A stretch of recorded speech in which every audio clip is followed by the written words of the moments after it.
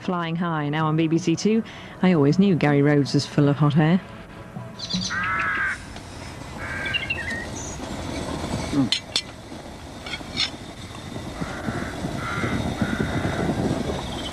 Any chance more toast, Mark? Thank you.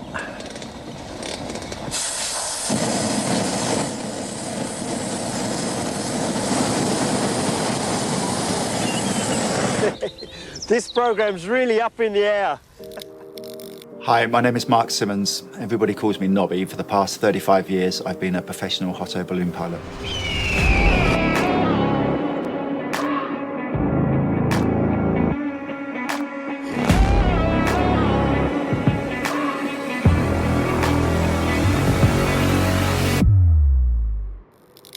I was born in Whitstable on the Kent coast, and leaving school at the end of the 1980s, I had little to no idea what I wanted to do for a job, let alone a career. So my first job from leaving school was working as a sale room porter for Christie's, the fine art auctioneers. Here's a video of me at the age of 18 presenting the Van Gogh Sunflowers for sale, which at the time was the most expensive picture ever sold.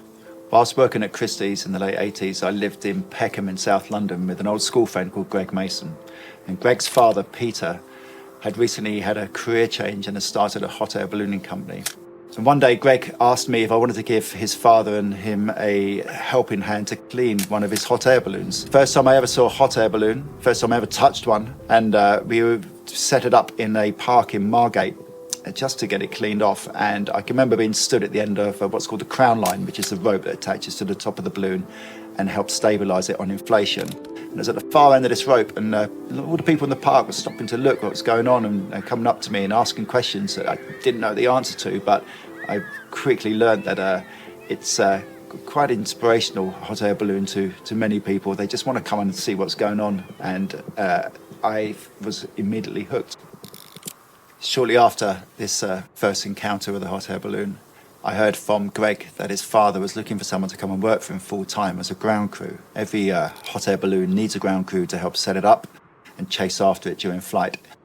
And I just knew that this is something that I could see turning into a career for me. So I quit my job in London and I moved back down to Kent. So I started to learn to fly in the spring of 1989 when I was 19 years old. And 2 years later, in 1991, I passed my private pilot's license. Later that summer, I became the youngest pilot to captain a hot air balloon across the English Channel.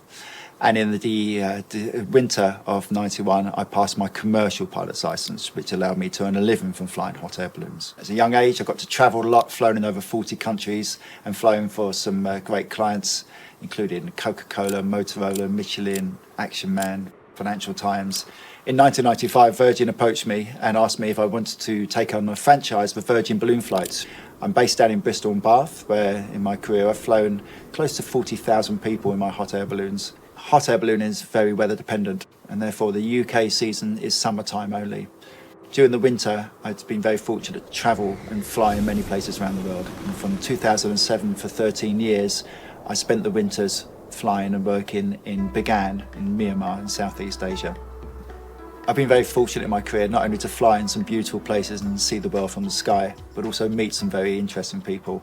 From royalty through to pop stars, I've flown Queen of Bhutan, and I took Bono and his wife Ali for a flight over the Inle Lake in Myanmar. In 1996, Virgin asked me to choose one of two jobs that needed doing at the same time. The first was to fly with a celebrity chef called Gary Rhodes. And the second job was just a weekend job, and it was to fly this new pop band called the Spice Girls. It was the weekend their first single was released. And I didn't know what to do, so I thought, I'll take the Gary Rhodes job. I like Gary Rhodes, and it was good fun, but now looking back on it, I wish I'd flown the Spice Girls. I had no idea what I wanted to do when I left school. And I think I've been very fortunate in my job and my career to have seen such wonderful sights and travelled the world. I think it's quite common to not know what you want to do when you're younger as a job or even as a career.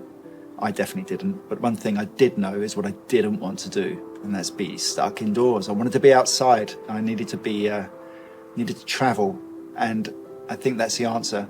Just take the opportunities when they arise, and things will turn out the way you want them to. There you go. Fed up with being cheesy. That'll do. Cut.